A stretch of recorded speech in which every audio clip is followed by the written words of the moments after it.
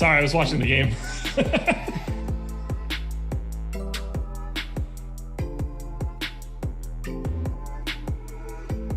And we are live. Welcome to NBA Live Before Lock. It is Sunday, January 17th. And based on what I can see, it looks like Chad Henne just scrambled for a first down. But honestly, I forgot that the game was on once we started prepping for this show.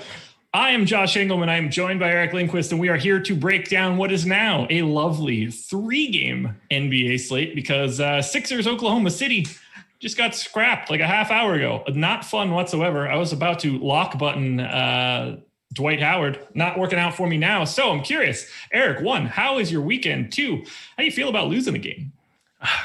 Weekend was good until the Mahomes injury.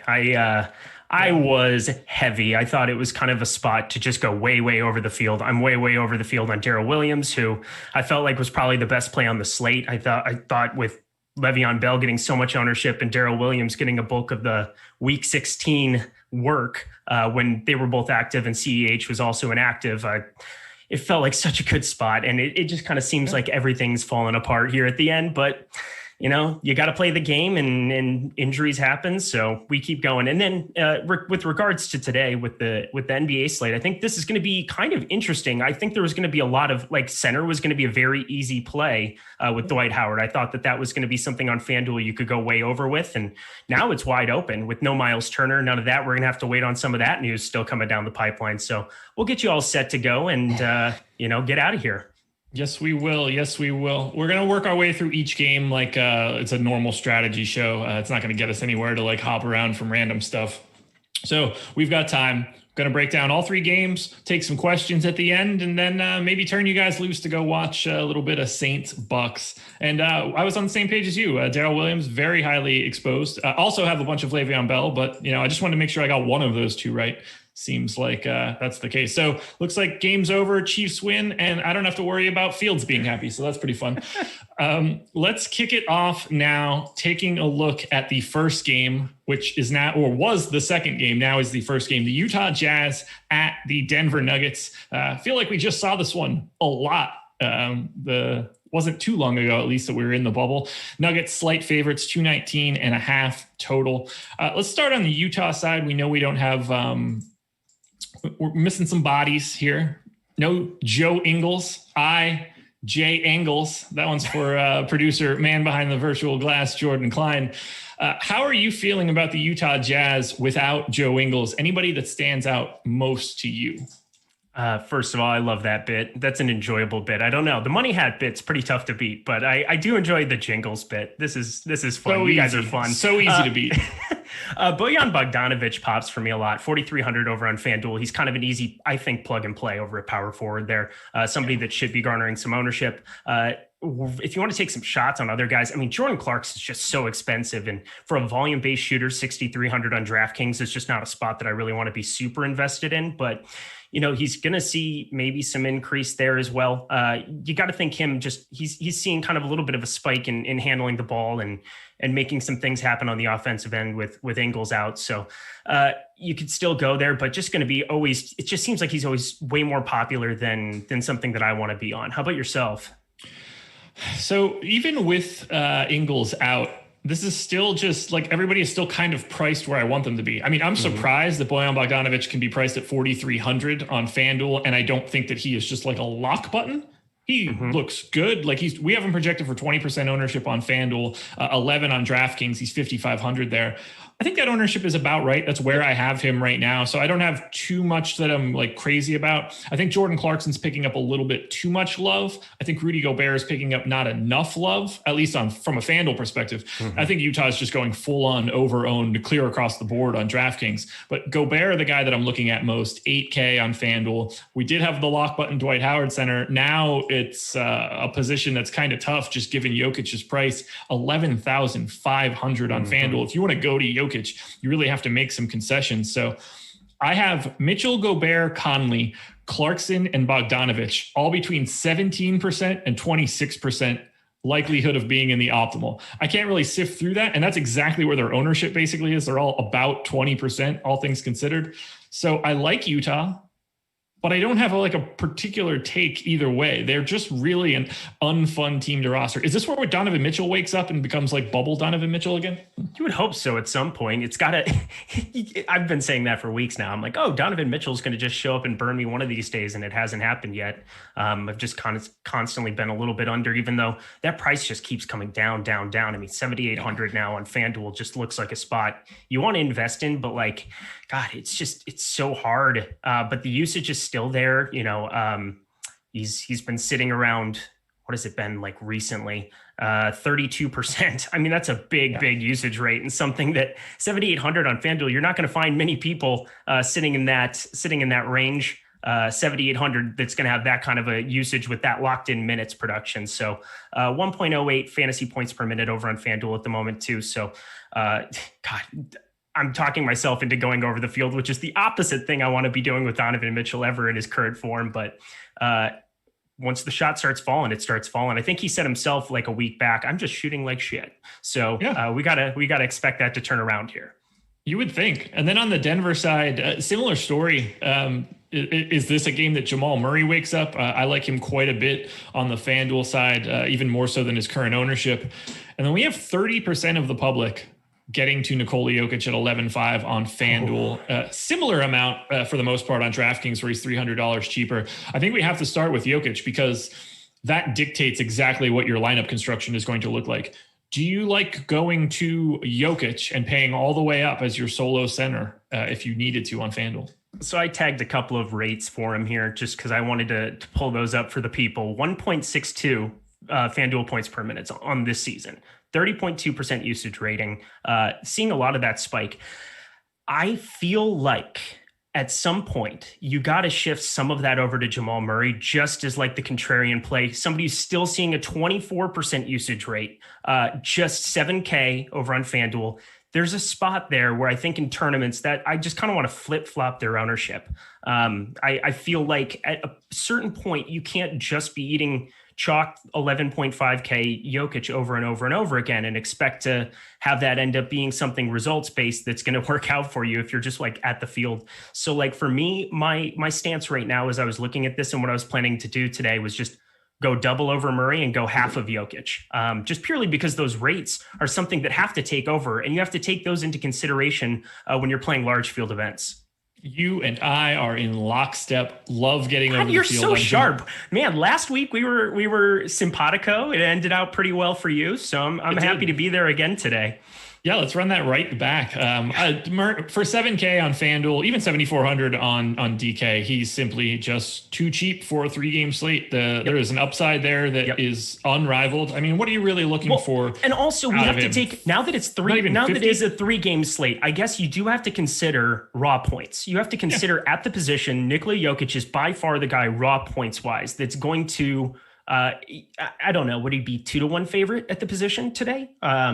It's hard to put what that would be. Let's take a look at the boom bust tool here too. But for me, I just feel like at 11.5, if you're trying to get different, just especially losing Dwight Howard, just kind of like mucks it all up. You got to expect some of that ownership to flood to Jokic more so than it's going to flood to Murray, specifically because you have Brogdon up there, who is a great play, but he's 8,800 and you're getting an $1,800 discount to go over the field on Murray. I should normally be able to get to that data quickly. For today, it's just not one of those days. There's a lot going on today. When you're playing 4 or 5 sports today, like I had NHL this morning, NBA or NFL lock this afternoon, getting into NBA, MMA yesterday, golf finishing up. Oh man. Golf didn't go well.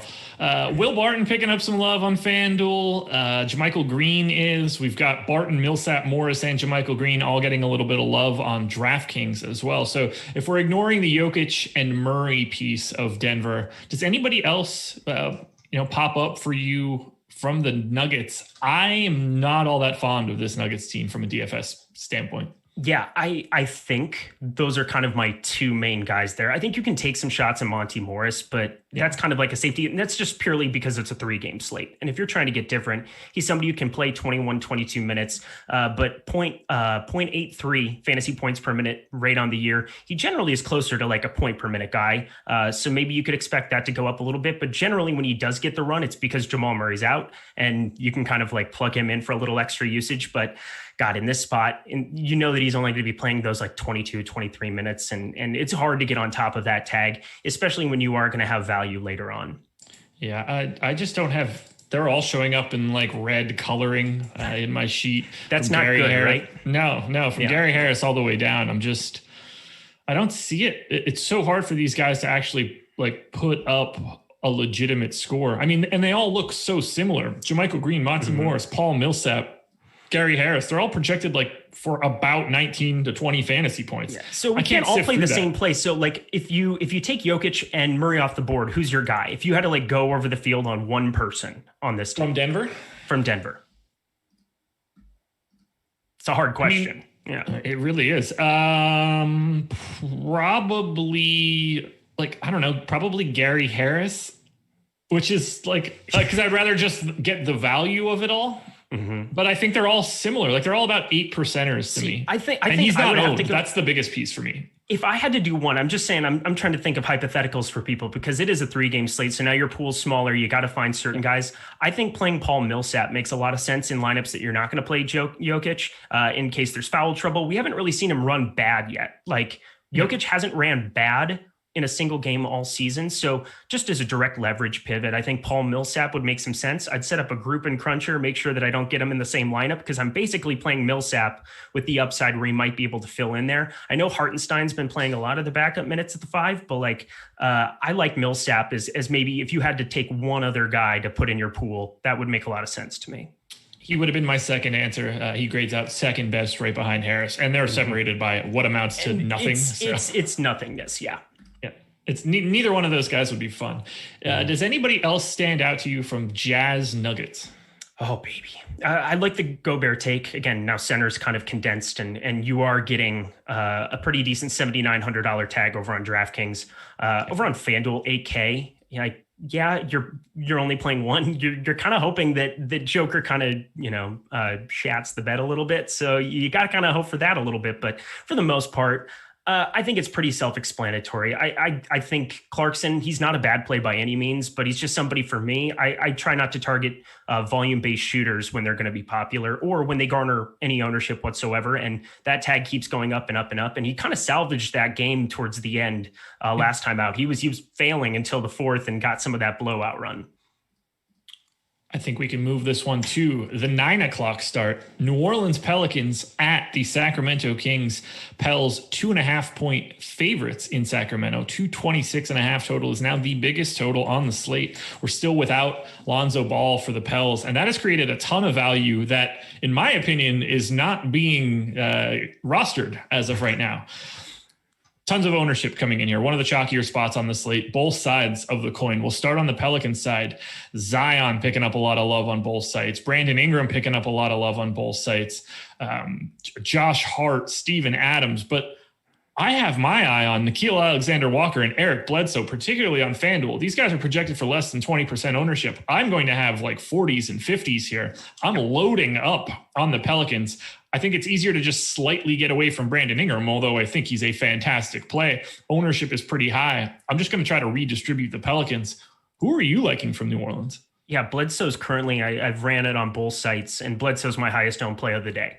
So I am completely over the top of him. I have about 85% at the moment. Again, sometimes when you get these numbers, 4,900 for a rebounding Eric Bledsoe, I always play the hypothetical, what if they had gone off game? Like if you had seen him go off against the Lakers, he still got 20 minutes. He was just coming back from the injury. It was just an absolute beat down there towards the end, 17-point Laker win. But he had a 21.4 usage rating in that game. So didn't really get there in any statistical category, just 7 points, 2 assists, 1 rebound.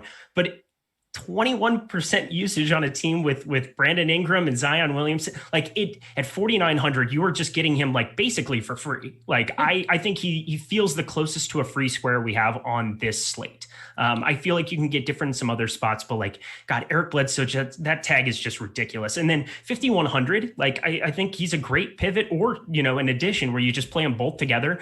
These Sacramento games are just shooting out constantly. Portland and Sacramento are two teams that you just want to like run the house with. And so I love the Bledsoe play. So I'm weirdly right there with you again. And Zion 7,700 is probably my second highest owned play from this entire game too. Somebody that just continues to be underrepresented, I think, in the market. Again, somebody who hasn't like had that big ceiling game yet. And if you did, you would see those numbers just pop because he is still underpriced at 7,700 on FanDuel. I love it. I love that we're in lockstep. The Pelicans are currently my most exposed team. It's all going to Zion, Walker, Bledsoe. I mean, I want pieces of all of this. And in a similar story, Sacramento is my second most owned team. So we will get there. Is there anybody that you don't really like for the Pelicans? I mean, I think they all look good. Again, I do think that Brandon Ingram is going mildly over-owned, but I still think that he's in the optimal lineup like more than a third of the time. So I'm not saying like don't play Brandon Ingram. Yeah, I ran Brandon Ingram up to the top. I was overweight pretty much every single slate on him, and didn't necessarily get paid off the way that I thought I would in certain spots. But he got that price tag all the way up to 8,800 at one point on FanDuel. Now he's back down to 8,500. I don't like Melly. I don't like Hayes. Alexander Walker, I could be talked into on some shots, but it's basically going to be like a filler. Like he's going to fill in a lot of lineups for me. He's not the priority. Bledsoe for me is definitely the priority. So is Zion. I said this last week. I think. Josh Hart is somebody because he's a rebounding three, like somebody who can kind of spike that double upside over on DraftKings, can kind of get there for you. Just that's kind of his upside, is the ability to get in and board. I know 5,100 isn't a great tag. He's looked awful the last two games when he's gotten 38 and 29 minutes of run, but a guy who still had 7 and 6 rebounds in those games. So if you could just spike a 10 and 10 game at 5,100, he could pay off for you with 35 plus. Yeah, he's a guy that I'm basically neutral to right now. Both he and Steven Adams, I don't really have a lean, so I'm in that mid-20s range. When you mentioned your Eric Bledsoe exposure, by the way, you actually have me beat slightly. I was in the mid-70s, so get on my level. I'm trying. Do it. Yeah, so to me, this is like a 6-person team. It's Zion, Ingram, Nickeil Alexander-Walker, Bledsoe, Adams, Hart. I don't really want to go to anybody else. I mean, JJ Redick is fine. He's 3,900 on FanDuel. He's 3,900 on DraftKings. You need to hope that you get the JJ Redick shooting game. Like that's all there is to it. I mean, he's normally like a 0.75 fantasy point per minute guy, which isn't all that appealing. You need to have him have an outlier game. And while it can happen against Sacramento, not the spot that I'm getting to today. Agreed. There we go. On the Sacramento side, like I mentioned, they are the second most exposed team for me. I'm over the field on De'Aaron Fox, Rashawn Holmes, Harrison Barnes. I'll get a little bit of Bagley, who woke up here. Still waiting on some news, right? Do we know if Hassan Whiteside is in or out? Yeah, that hip thing, he is still questionable. I thought so. I couldn't remember seeing it, but you never know what pops up. Bagley questionable as well. I'm just expecting him to play, but as always, keep your eye on the news, make some late swaps if you need to. Who are you getting to from Sacramento? Everybody. I'm now that it's a 3-game slate, especially. I mean, this game is just primed to shoot out again. 226.5. I guess the total has dropped 3.5 points from opening. So I try to consider some things that doesn't really matter. 226 is still a massive number, but it is a little bit closer to the other games at this point, only 7.5 points off of the Jazz Denver game. But the difference is that you kind of know exactly who the guys are that can pop at any given moment on this team, between Bagley, if he actually gets run at some point, between Fox, who's now underpriced, that kind of factored in after he came back from the injury. He hasn't necessarily been blowing out, but the minutes are back there. So I have no issue going there. Harrison Barnes looks like a completely different human being. So there's that. And then Buddy Hield is 5,100 on FanDuel. 5,100 for a guy who at any given point can chuck it 20 times and not care. So that's somebody who, if he's not going to be garnering crazy ownership, I'm very, very happy. Again, we're going to have to like refresh this ownership, getting closer to that 5 o'clock game with losing Philly and OKC, you had Shea Gilgeous-Alexander, who would have been very popular, Dwight Howard, who would have been very popular. And so now you're going to see a lot of that ownership flocking to other places. So I'm going to kind of see where the chips fall on Sacramento and plug in as many of the guys that I can that might be a little bit underpriced or like underrepresented. I assumed I was going to have very little of Buddy Hield. Now I'm projecting relatively neutrally just because of the way shooting guard is set up. I haven't liked his statistical profile so far this season. Usage just isn't there, and I don't really understand why. There's really no reason for it. I mean, 23% usage is fine.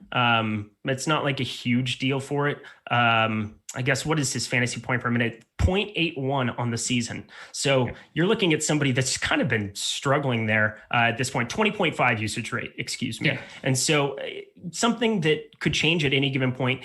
We just haven't seen him like take over ball handling duties because he doesn't distribute. And so I guess they're just starting with Fox. And if it gets to the corner with Hield, sweet. But like Tyrese Halliburton's also a guy who can kind of create and do some of the other things that Hield can't do in that second unit. So Hield, when he normally would take over some second unit usage, isn't really seeing that same spike this season. For Hield, normally he would project as like a 0.92 fantasy point per minute guy with about a 24.5 usage rate. Because I'm cutting his usage rate I'm going 20.5. I don't want to be ultra pessimistic. I'm starting to I think he gets back to a little bit of himself. If I do that, that cuts 0.13 fantasy points per minute from his normal rate. So instead of being a 0.92 guy, he's basically a 0.8 guy. And at that point, I'm very nervous to have him. But on a slate where there's not all that, like everybody kind of looks similar at shooting guard, I'm still getting to 20 to 25% because, it's a 3-game slate and I don't have much of a choice. I don't just get zero of guys on slates like this. Yeah. If this slate still had that Philly game, I would have been more likely to have essentially zero Buddy Hield. But so keep your eye on him. If he gets back into like old Buddy Hield shape, then there's going to be a couple days where he's wildly underpriced. Yeah. Today could be that day with the Pelicans looking like they're going to be in the track meet here. Yeah, I'm trusting my boy Rinpack on that one. That's his guy. He's over the field every single time. So if I missed the Buddy Hield day specifically, I would be very, very disappointed because I would know that I was not winning the money with Rinpack. So that's fair. Shout out. Mostly neutral on like Halliburton, Barnes. So the guy that I'm definitely the most over the field by far is Rashawn Holmes, like by far. Yeah. So we're waiting on that news. We don't know Bagley. We don't know Hassan Whiteside. There's really nobody else that can really, you got Metu, who played pretty decently well in his last time out, but oh man, Rashawn Holmes, if you got me 35 minutes for Rashawn Holmes in this spot, against Steven Adams, who's not the Steven Adams of old, still decent enough in the middle there. He's going to create issues, but like Rashawn Holmes, 35 minutes. We're just seeing him kind of like take over that center spot for them. Low usage rate, but that isn't really why you're playing him. You're playing him there for those boards and he can just scoop them up. There's going to be nobody else who's interested in rebounding there. So I really like 6,800 Rashawn Holmes on FanDuel as a guy to go way over the field on. Rashawn Holmes is my highest ranked center relative to salary and my most exposed center right now. Oh, my dear Lord. We got to start disagreeing on something. We got to find it. Do we? Because it worked out really well for me last week to just completely agree with you and have the same take. So I would like to continue this like thing that we've got going here. It's working perfectly for me. All right. I'm going to run it right back. Okay. Anything else you want to touch on from either the Pels or from the Kings? Play all the dudes. Play most of the dudes, should I say. Just so everybody understands, and like this is subject to changing up until 8:00, but I don't get the sense that I'm going to suddenly not have the Pels and the Kings. I have 466% of my 900% of ownership going to this particular game. So half of all of my exposure is Pels Kings. Mm-hmm. And it makes more sense to game stack on a 3-game slate and to kind of get that exposure to the game that might shoot out, because relative to price isn't nearly as important as raw points and as garnering, like getting all of the guys that can possibly be in a game that shoots out. I mean, we're not expecting overtime. We're not expecting anything like that. But, if it goes to 240, 250, this is the game that would definitely do it. Yeah, I mean, an overtime is going to add like 40 fantasy points to a game total. Oh, yeah. So that's a lot. So it is way more important to be on one particular game on a slate like this, just because of the knock-on effects. If we have one outlier game, that is big time across the board. Mm-hmm. So we've got one game to go. A couple things that I want to touch on. First and foremost, guys, if you guys could hit that like button, that would help us out a ton. This is the first time I'm asking you. We've got 1,650 people in here, only 152 likes. Let's run that number up as much as we can. I'm expecting you guys to bounce on out of here when we get to around the kickoff of Saints Bucks, and I don't blame you. I think we all want to just go watch that football game as well, but still a 3-game NBA slate with a lot of money up for grabs. So I'm happy to break it all down. Man, I really wanted to talk about that Sixers Thunder game, and now it just doesn't exist. So instead of talking about Sixers Thunder, what you guys should do is head to iTunes, give us 5-star rating on our podcast feed, any one of them, but preferably all of them, because you can subscribe to not just a podcast feed that encompasses everything we have. We have individual sport feeds too. So if you're just an NHL guy, you can subscribe to the NHL podcast feed, and that would be aces. If you're an NBA guy, like I assume you are, if you're hearing this and listening to us talk about the NBA, subscribe to the NBA feed as well. Like it, give it a 5-star review. You have a chance to win a free week of Awesemo Plus, and that's always interesting. We don't have any promos going on. We don't have any shows coming up after this. It's a pretty neutral day. So if you guys could help us out on the podcast end, help us out there, and continue to hit that like button. This one's for Laffy. Laffy, I don't know if you're watching or not, but this one's for you, brother. Subscribe to the channel because we would like to get to 50,000 subscribers if we can by the Super Bowl. We're north of 48,000 right now. So for Laffy, because he deserves good things in life from time to time. He is an Eagles fan after all, so it's usually few and far between. Give the channel a subscribe. Oh, God, what a terrible late night hammer. Indiana Pacers at the Los Angeles Clippers. Clippers pretty massive favorites here, 8.5 with a 219.5 total. Bummer for Indiana. Obviously, no Victor Oladipo, and clearly no Karis LeVert right now, out indefinitely with a mass on his kidney. Best I could tell, it doesn't seem like it's going to be like highly problematic, just something that came up in his physical for the trade. But it seems like. So why didn't Brooklyn find that on him is my question. Did they not care enough about him to like check through stuff? I guess I know it was through his physical and you're being thorough and you're doing everything else, but like, how does Brooklyn not pick up on that forever ago? Like, don't you have a physical at the beginning of the year or something? My assumption is that it might just not be as thorough, but and I could be totally making this up. I'm almost positive I read somewhere that it wasn't in his original scans at the beginning of the year, which seems implausible that a mass could grow that quickly in like a couple of weeks. But I also don't know. Doctor. They might not have done. I don't know when physicals would have happened for the Nets. They were in the bubble at one point in time. Quick turnaround. He's under contract anyway, so I don't know what that actually looks like. But I thought that I saw that it was relatively new, but I could just be completely wrong. So get well soon, Karis LeVert. We also don't have Miles Turner, which is unfortunate because he has been on a block party this season and a steal party, I guess. I don't know, whatever that would be. A defensive party. He has been on a defensive party. I've been a huge Miles Turner fan for a pretty long time, so I'm happy to see him have a bit of a leap defensively. If he can knock down that 3 ball, it's going to be good. So we're going to get a lot of Domantas Sabonis at center. We might get a little bit of Goga Bitadze if he is not, or if he is in the game. He is questionable right now. I don't think he will matter whether he's in or out.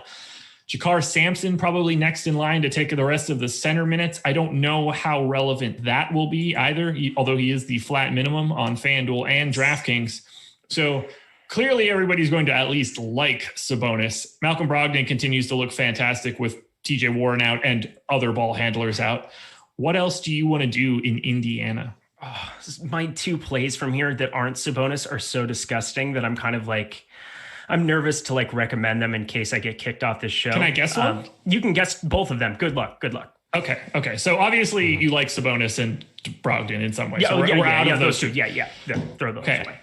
I have one guy that I'm quite a bit over the field on. I'm going to assume we're in lockstep here. Okay. Justin Holiday, 4,200. No. All right, we're dancing. Man, finally, here we go. We found some discord. I'm excited. Okay, Jakar Sampson? Jakar Sampson is 1. Okay, talk a little bit about Jakar Sampson. Okay, so basically not to play the body parts game, but you're looking at an ankle for Goga Bitadze. So he's a big center who's going to come in and not be mobile in general against Zubac, who's a pretty polished center, and Serge Ibaka, who's an athletic freak. So Goga getting matched up against either of them seems suboptimal if you're the Pacers. So my thought is that it's just simply a back for Jakar Sampson. He's questionable with the back. It just kind of popped up randomly on the injury report. So either they're going to just rest him and you're not even going to have to worry about this, or I think Jakar Sampson could come in and play 15 to 18 minutes, including cleanup run if this game does blow out at 3K on DraftKings. Is kind of where I specifically have my most interest, specifically so that I can get some studs into that lineup. And then Edmund Sumner is the other guy, 3,200 over on DraftKings. I'm playing a little bit of. I don't think he won't be. I don't think he'll get overlooked by any means, but Jakar Sampson specifically is like the guy that I think is going to come in underrepresented for sure. If he gets ruled in. Specifically, I want to see Goga out too, but Goga I still don't think is going to get the run that people think that he might in this spot simply because of those matchups. So if Goga is out, I'm likely to have a little bit more Jakar Sampson than I currently do. But Sampson and Sumner, not the guys that I have my eye on for this one, at least not on FanDuel. Jakar Sampson being 3K on DraftKings, I think is a very different play, especially if you're trying to fit in guys like Jokic. Like that's a nice spot that you can open it up a little bit. Yeah, Justin Holiday at 4,200 is the guy that's popping most for me now. And it's mostly just like a positional thing more than anything else. 4,200 at small forward on FanDuel makes a lot of sense. 3,600, point guard, I'm just so concentrated on Brogdon and Fox. I think that I'm steering clear of the bottom on FanDuel specifically, and on DraftKings I'm happy to go over on Sumner there. But power forward, other than like Zion and Sabonis, like those are going to be by far your highest owned dudes by a mile. And so I'm looking to punt and find something interesting. If you got 20 out of Jakar Sampson, you could have a completely different build. And I would just do a direct pivot off of Sabonis there, hoping that maybe only got 40, 42 in a blowout, or in vice versa, if you were to get in foul trouble of some sort. I think Sampson just makes the most sense on this team to plug in at the 5. Yeah, the 3,500 is helpful. Do you feel the same way about Sampson if we find out that Goga is in? Yes and no. So basically, you're looking at Goga, again, ankle injury. He's kind of a big lumbering dude in general, and that's not great analysis, but like for the most part, I've never been impressed with Goga's mobility. Even I remember he was kind of the 3K punt du jour a couple times last year. So I kind of watched those games a little bit more closely. Haven't really seen anything out of him this year. So that's kind of just coming off the memory from last year. But an ankle injury for a big against two polished bigs that the Clippers have in a game that could get out of hand, I don't see a reason that they would go out there and like force him to go more than like 5-8 minutes even still. And so Jakar Sampson can still go out and hit a couple threes or be a guy who could spike 20, 25. And on FanDuel at the min, he just gives you a different build in a large field tournament. And that's the main appeal of it. That's fair. For the record, Goga has not made an appearance yet this year. I haven't seen him this year, so that's why I was coming off of that. Yeah.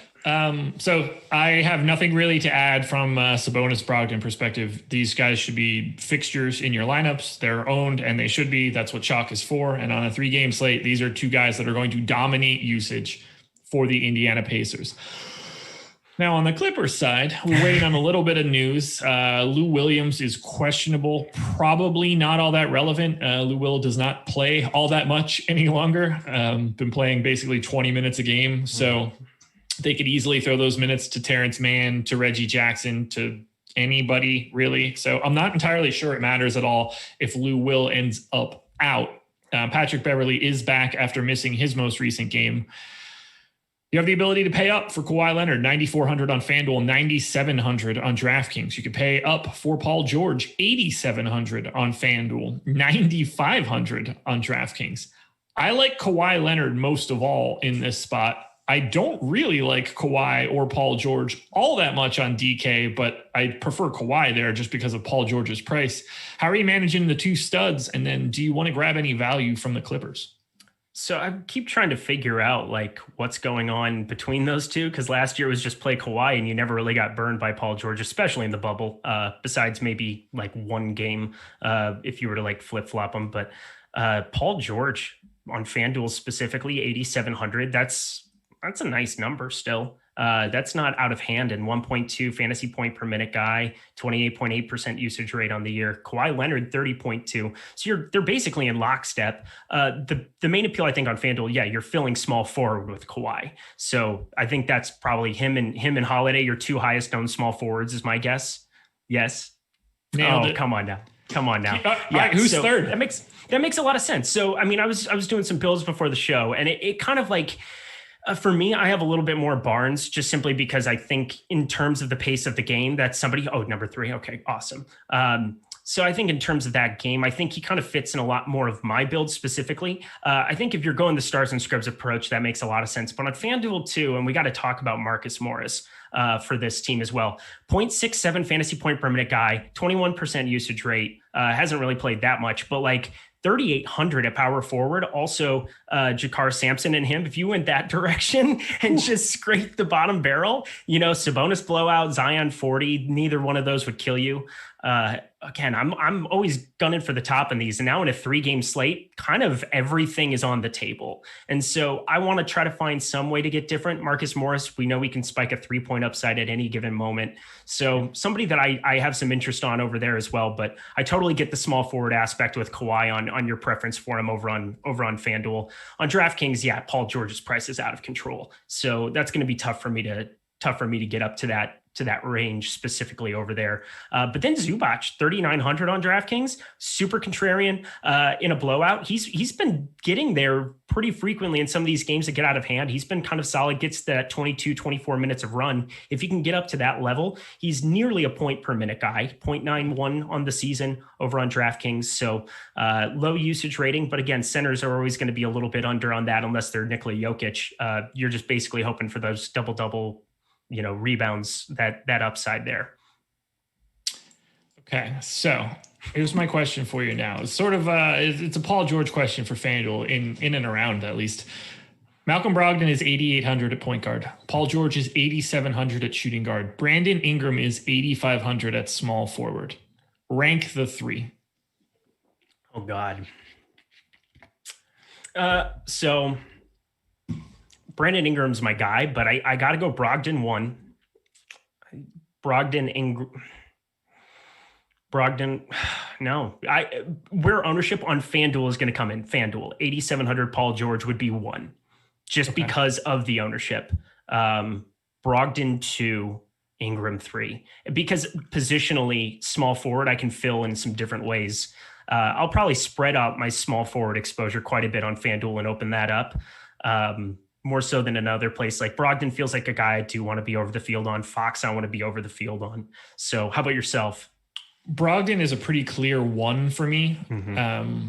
That's where I end up pretty quickly. I think Ingram is more likely to succeed than Paul George at his position because of the position. Because Ingram is pulling even more ownership than Paul George, I think I prefer Paul George in a large field GPP. That's what I'm factoring in ownership. So again, we're not talking just raw points, who's going to win between the 3, right. But at the position, you always have to put that in. You have 3 different positions, 3 different guys that are no doubt. I don't think you even have to argue it. They're all great plays. It's just simply, how can we get different now that you've lost a big game with big exposure in certain positions and be able to spread it out correctly. Is there anything else you want to touch on from the Clippers side? I'm getting to a bit of Marcus Morris. Patrick Beverley looks pretty good. 4,300 on FanDuel, 4,800 on DraftKings. Serge Ibaka, 5,600 is fine, I guess. Probably a little over-owned in my opinion on FanDuel. What else do you want to do from LA? There's not really a whole lot else to love. I would say the one guy that I would probably definitely have some ownership. Lou Will goes out. Patrick Beverley becomes an infinitely better play. Saw 36 or 38 minutes, I believe, in the last outing against Sacramento, and then he sat in the previous game. And so he's going to be fine. I expect him to get back in, and if the game stays somewhat close, he's somebody that can spike a defensive upside over on FanDuel specifically, 4,300, maybe have some shares and kind of spread it out there. There's really nobody else down there now that you've lost like George Hill and, other than Sumner, who was getting the bulk of my ownership, as gross as that sounds. I don't know why that would be a thing, but it's right now a thing that I have a lot of 3,600 Sumner still. Premium Slack. Go ahead and get your questions in. We have just lapped through all 3 games.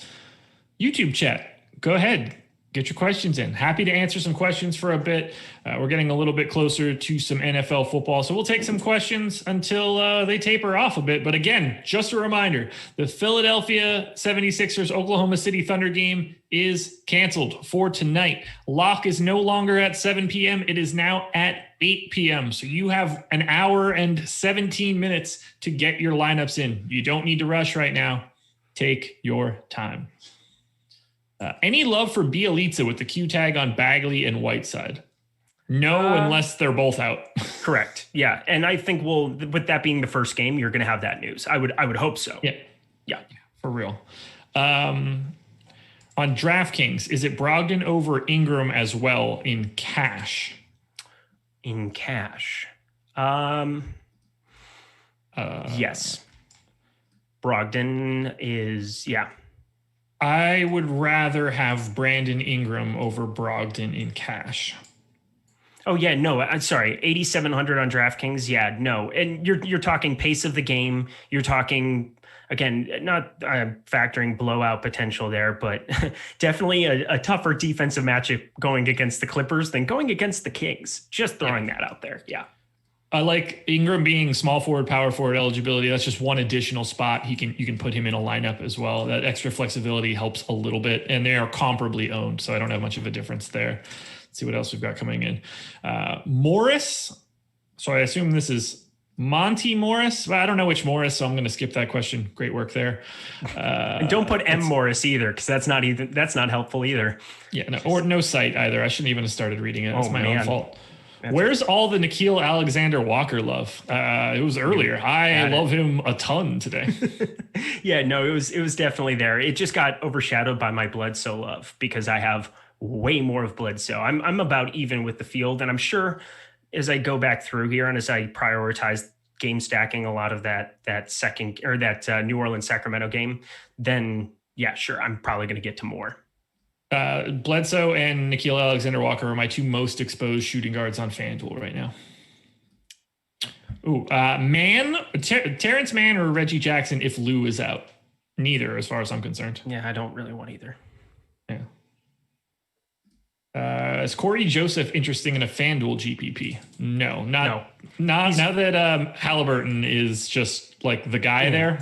If you're going to play a low usage punt guy, just punt with Sumner, because at least you're going to get 27, 28 minutes, whereas Corey Joseph sits in the corner dribbling the ball by himself and waits for other people to do things. So, no. Nick Hedgeland says, Bledsoe and Nickeil Alexander-Walker in the same lineup. Yes, there's no anything like that on a 3-game slate. Like maybe don't play Rashawn Holmes and Hassan Whiteside together if that was like something you could do. But yeah, there's no limits to the guys you could play together on a 3-game slate. Agreed. Already answered that Terrence Mann, Reggie Jackson question. Do you like Zion or Ingram on DraftKings? Both, but prioritizing Zion today. Purely, I need that $700. I need it for what I'm doing. I'm playing a lot of 3 max over on DraftKings because I was planning on having a 4 p.m. Pacific time lock and jamming and everything else. So I was playing over on DraftKings just doing 3 max. So I'm just going to stick with that now that everything else is probably filled up. My answer is also Zion. Josh, how many beers have you had since noon? That would be 2. Good man. Keeping it respectful for the show. They happened 4 hours ago. Mm-hmm. I am excited to go eat dinner though. Jamal Murray or Fox on FanDuel? Both, but man, one or the other. Jamal Murray ownership game, Fox if you're playing cash or something cashy or smaller field. Yeah, I mean, Fox is the better play if I'm picking between the two. Just like if you're asking me who's better, the difference in ownership is pretty dramatic right now, and I think that's appealing if you're playing anything large field. Mm-hmm. Let's see what else we got. Premium Slack. How much Halliburton and Barnes are you getting to on FanDuel? Halliburton, none-ish. Barnes, a lot. Yeah, I have like 2% Halliburton. I've got 450 over there. I'm trying to think. 2 and then 22 for Barnes. 6 for Halliburton and 41 for Barnes. Oh, baby. Hello. Yeah.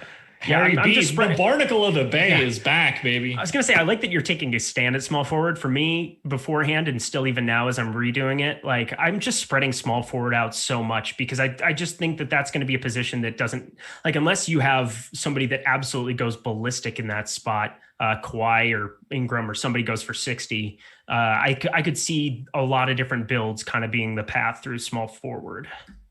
80% of my exposure is in Kawhi, Barnes, and Justin Holiday right now. Oh my goodness. Justin Holiday, let's go. 4,200. How could he possibly fail you? How could he? We shall find out.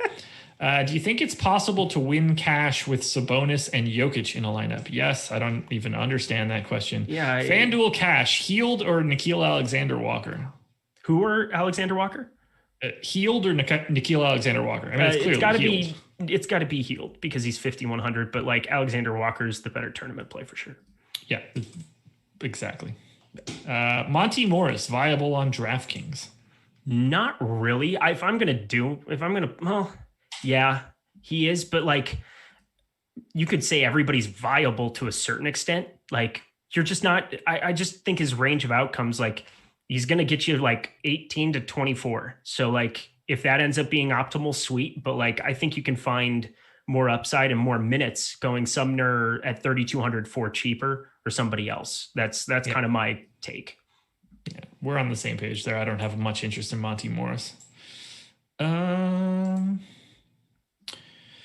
many beers would it take for you to have an EMAC moment on the show? It would be impossible.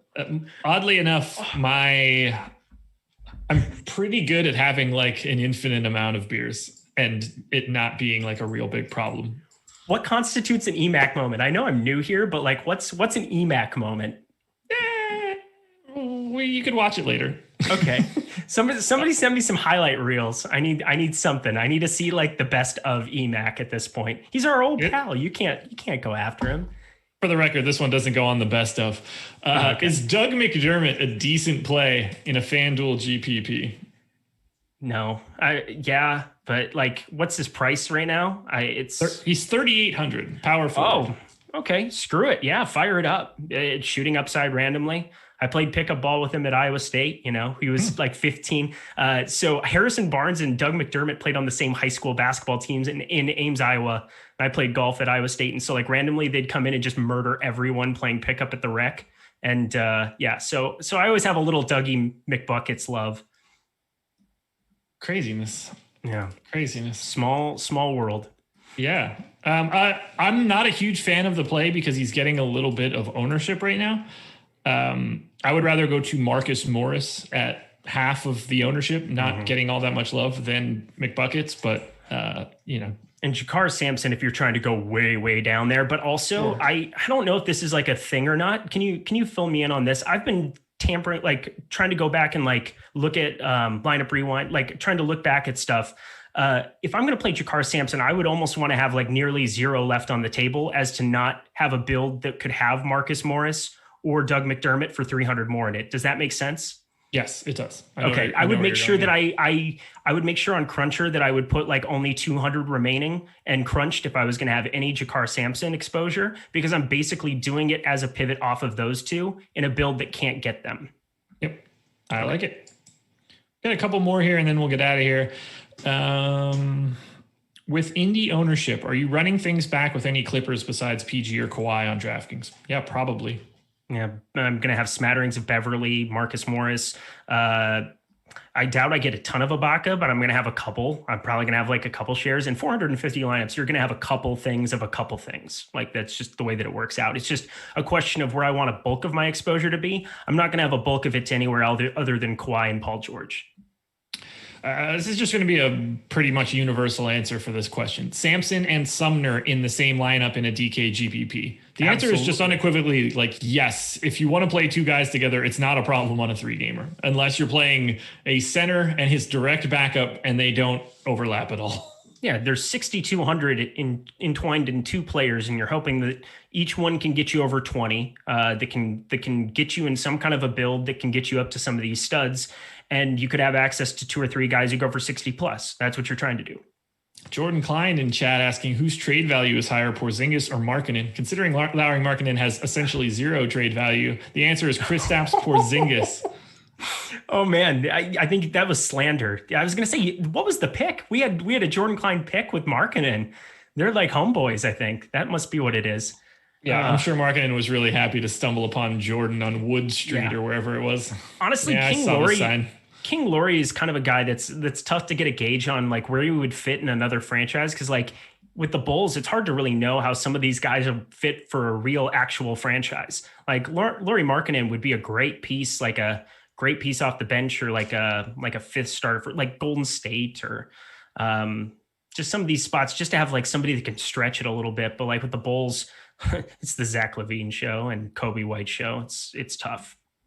I'm really intrigued to see what happens with him in the offseason, because he's either going to have to get paid or someone's going to pay him, and that will be intriguing. Yeah, I'm curious. I bet he gets moved before the deadline. I would be shocked if he didn't with that expiring contract. Not to go on a NBA talk tangent, but I do love this sport very much. He's somebody who's not under contract for next year. I would be absolutely floored and shocked if Chicago didn't try to like move him, unless they had plans to try to re-sign him. Like, which I think they're bringing him back for like a really ridiculous contract too. Yeah, exactly. Are you gonna lock up Laurie for 4 years, $25 million per? Like, I don't know. You think so? Would you do that if you're the Bulls with their roster? I don't think they have. I don't think they really have a choice at this point. And we just saw what Luke Kennard got. We know there's going to be a lot of money out there. 4 years, 72 mil. I think about that every time in my life. I'm like, you know what? We can all aspire to be more, because Luke Kennard got change. Like, you know, if he can get paid, anybody can get paid at anything, because that is mind blowing. He played like 10 good games for the Pistons, all without everybody there, with Rose out. And oh man. I mean, they're going to have infinite money. Like Otto Porter's contract is coming off of the books. Mm-hmm. Thad Young has a $15 million non-guarantee. Tomas Satoransky has a $10 million non-guarantee. Yep. Felicio's awful contract comes off the books. So like they're going to have money. It's just... But getting it off the books is one thing, but who are you going to be able to bring in like in free agency next year? The thing you have to look at is who's going to be available there. There's no Durant, there's no Kyrie, there's no Hart. Like all these guys that were available or pushing for trades before are on Brooklyn. So there's the thing. I'm curious what the Bulls will do, but I've got so many Bulls fans that I talk to on a daily basis, and they're just like, they're all shorting them in the market, like taking the under on win props. They're just like, we're terrible. And in a 72 game season, I think it was like 27.5 was their over under on that. I definitely hammered a little on the under. So is there anything else you want to touch on this slate before we go watch some football? I mean, rip Patrick Mahomes. I'm glad that they ended up getting through that. Hopefully he can play, and we're not deprived of the Bills Chiefs matchup that I think we were all looking forward to next week. Oh, that would be really gross to get Chad Henne in his stead. But, you know, I guess Michigan guy Rinpack has to be all right with that too. 2006, 2005, that was a long time ago for Chad Henne. So, but yeah, hopefully the Saints game, go Traquan Smith. Chad Henne was in high school and I was in high school. Craziness from Pennsylvania too. Anyway, That's it, guys. We are out of here. We're wrapping it up. You've got another hour before lock, but let's go watch some football. Thank you guys for joining us. Please hit the like button on your way out the door. Shows abound tomorrow. NBA slate is kind of wild. There's games all day, so make sure you're watching them. Should be a fun one. Keep your eye out for the contenders video in the morning. Good luck tonight, everybody. We will talk to you again, I don't know, tomorrow, I guess. I'm going to win again tonight. Woo! Back to back, baby. Run it back. Let's hope.